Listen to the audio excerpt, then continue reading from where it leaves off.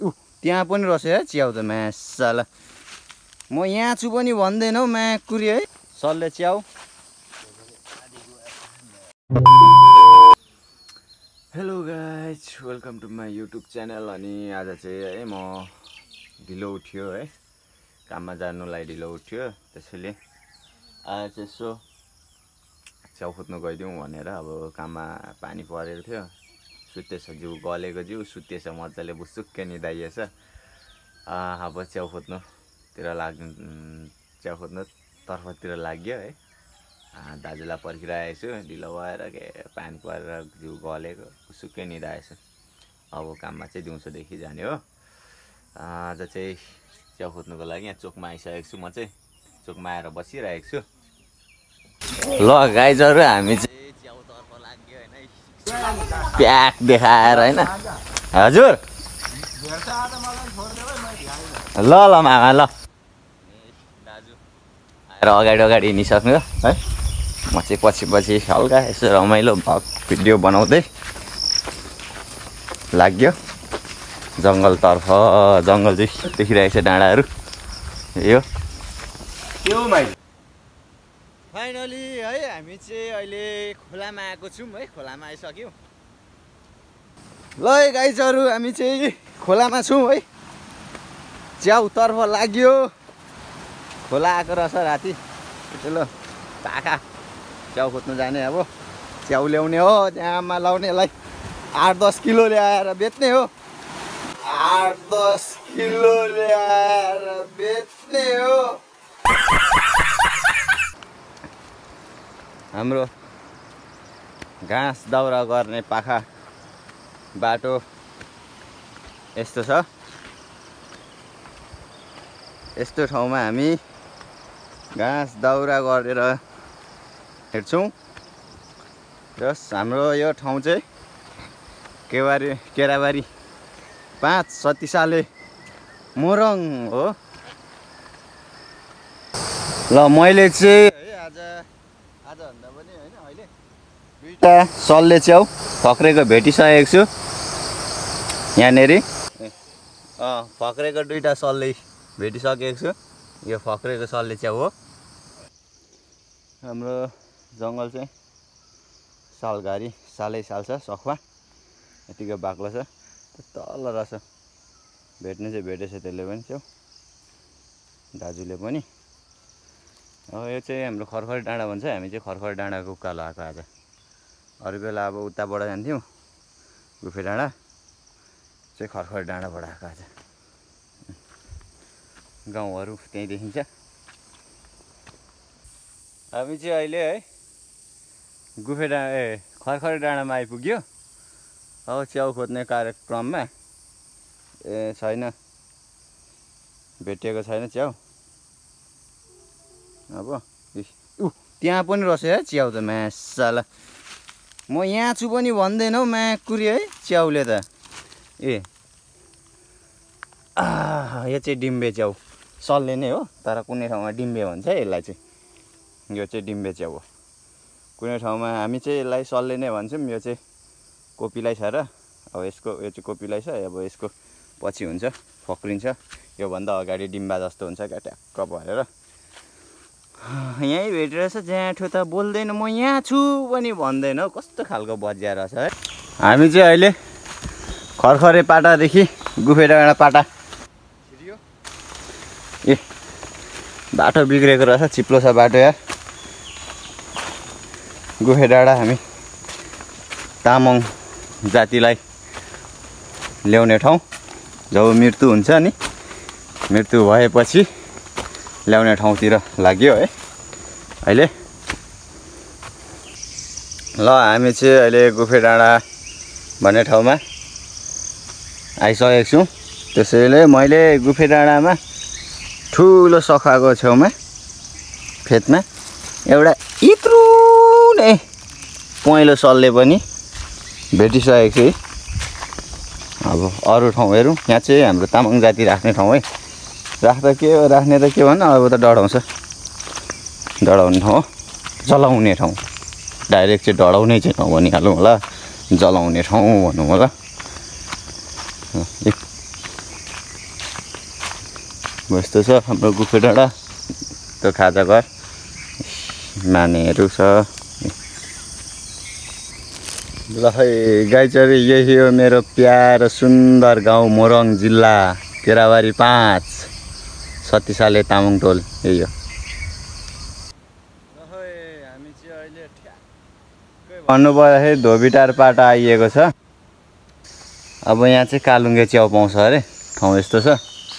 हामी दुईजनाको आज कलेक्सन च्याउको कलेक्सन धेरै यति भएको छ आज दुईजनाको च्याउको कलेक्सन अब एकछिन खोज्छौँ हामी अनि घरतर्फ लाग्छौँ एकछिन थकाइ मारेर अब यहाँनिर यसो पानी सानी खाने अनि त्यसपछि लाग्छौँ हामी च्याउ खोज्ने क्रममा है धोबीटारदेखि निक्लिसकेको छौँ हावाखान डाँडातर्फ यस्तो छ अब यता भित्र छिरेर च्याउ खोज्छौँ हल्का अब त्यसपछि बिस्तारै घरतिर हामी लाग्छौँ साथीहरू च्याउ आधी झोला चाहिँ भेट्यो होइन अब त्योभन्दा भेटिदियो जस्तो छैन मान्छे आइसकेको रहेछ बिहानै चालिसकेको रहेछ मान्छेहरूले अरूले अन्त हामीले मात्र भेटाएर भएन नि त होइन साथी हो अरूले पनि खानु पर्यो भेट्नु पर्यो वर्षमा एकचोटि हो होइन एउटा सिजन हो च्याउ पाउने त्यसमा सबैले बाँडीचुडी खानु पर्यो नि त हो होइन त कि कसो हौ अलि गाइस हाम्रो दाजुले सल्ले भेटेको छ यत्रो ठुलो सल्ले च्याउ कत्तिरो सल्ले च्याउ भेटेको छ हाम्रो दाजुले हावा खाने डाँडा आइपुग्यो हामी ल यो चाहिँ हामी है पहिले गस्ती आउँदाखेरि हावा खान यसो हावा खाने ठाउँ बस्थ्यौँ गस्ती आउँदाखेरि यहाँनिर चाहिँ पुरा ठाउँ यस्तो छ यहाँबाट पनि गाउँहरू चाहिँ दामी देखिन्छ पुरा भ्यू त खतरा देखिन्छ नि गाउँको यहाँबाट यो चाहिँ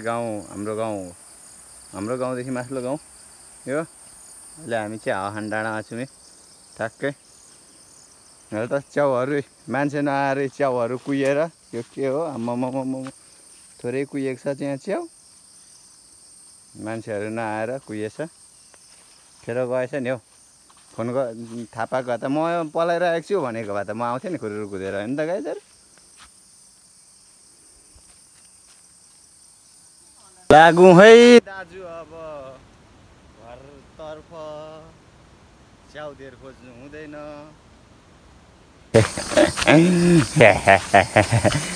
आधी झोला च्याउ भेट्यो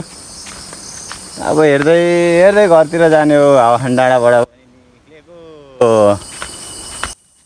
ए बाटोमा आउँदा एउटा कालुङ्गे भेटेछ हौ छोटो खालको रहेछ हौ है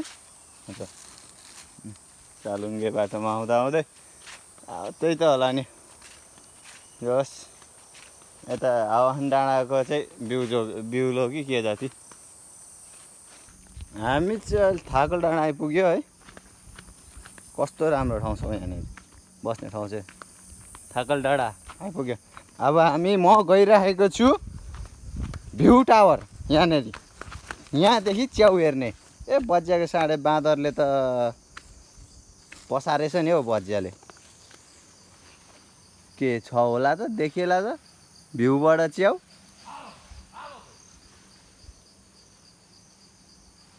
यो चाहिँ हाम्रो भ्यू है च्याउ हेर्ने यस्तो हेर अनि त्यो भने सुत्त ओर्लेर गुटुटुटु कुदो छैन रहेछ एउटा सल्ले भेटेछ त्यसले सल्ले चाहिँ ऊ त्यहाँ सेतो अरू पनि छ कहाँबाट उम्रेछ होइन झुकेर कालुङ्गे च्याउ सेतो खडाको यहाँ एउटा छ यहाँ पनि पत्ता उचालिरहेको छ तर यहाँ चाहिँ ओख्ली रहेछ है कुकटुक ओख्ली चाहिँ ओख्ली पनि खान्छ त मान्छेले खानेले खान्छ यहाँ अर्को नि छ अर्को नि लु यत्रो त कहाँ छोड्नु त हो यो कुन चाहिँले उडाइदिइहाल्छ नि त्यतिको त अरूतिर नि हो अघिको जस्तै पो हुन्छ त्यो अघि पर कस्तो थियो माथि म त उडाएँ क्या होला हात्तीले भनेको त होइन रहेछ च्याउको नाममा त्यति हो अब होइन अब चल्न त चल्दैछ जिन्दगी पिरै पिरमा छ अथवा भन्यो यस्तै त भने यसले भेट्दो रहेछ दाजुले भेट्दो रहेछ यहाँ सानो पनि छ कालुङ्गे सानो त्यहाँ 4वटा यहाँ पनि छ ऊ ए भाँच्यो त्यो त होइन भाँचेको होइन ऊ उख्ल्यो क्या सानो रहेछ यतातिर छैन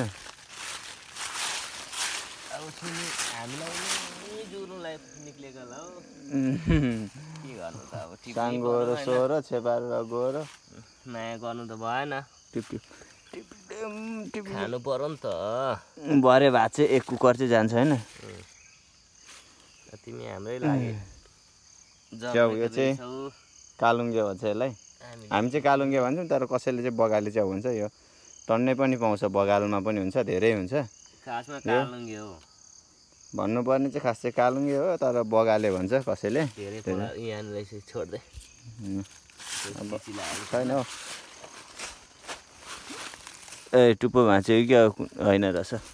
ल कसैले चाहिँ बगाले च्याउ भन्छ यसलाई तर खास नाम चाहिँ कालुङ्गे है टुप्पोमा कालो हुन्छ कि त्यही भएर चिसो पानी टारमा आएर पनि कालुङ्गे भेट्यो एउटा अब यसलाई टप्प टप्प पारेर टिप्ने एउटा त अति सानो रहेछ छैन 3टा कालुङ्गे हामी चाहिँ अहिले है चिसो पानी आइपुग्यो जङ्गलबाट बाहिर निस्किसक्यौँ भन्दा पनि हुन्छ खोला आइपुग्यो अनि हातमा 2टा निगुरो है यहाँनिर एउटा रहेछ 3टा भयो अर्को 4वटा भयो है ए अब हामी चाहिँ यहाँदेखि घरतिर लाग्छौँ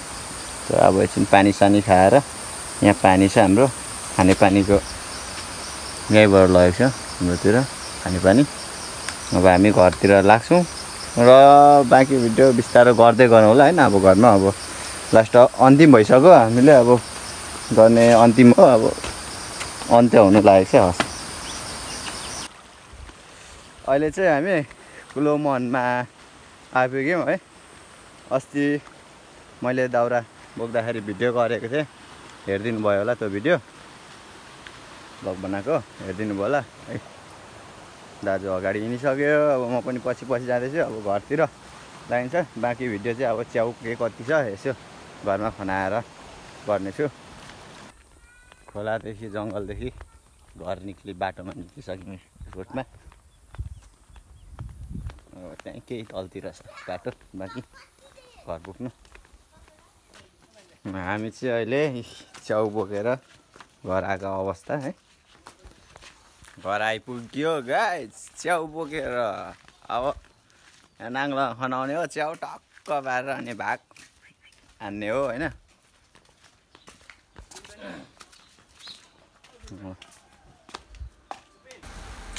फाइनली गाइस आज हाम्रो च्याउको कलेक्सन है निकै भेला भएछ च्याउ भन्दा पनि एक छाक चाहिँ ल्याएछ है सक्यो होइन त्यति होइन च्याउ चाहिँ आज हामीले यति भेला पारेछौँ च्याउ हामी पनि अब घर आइयो च्याउ भेला पार्यो होइन अनि अब बाँड्ने भाग लाउने है अनि घरतिर लाग्ने त्यसै गरी यो भिडियोलाई पनि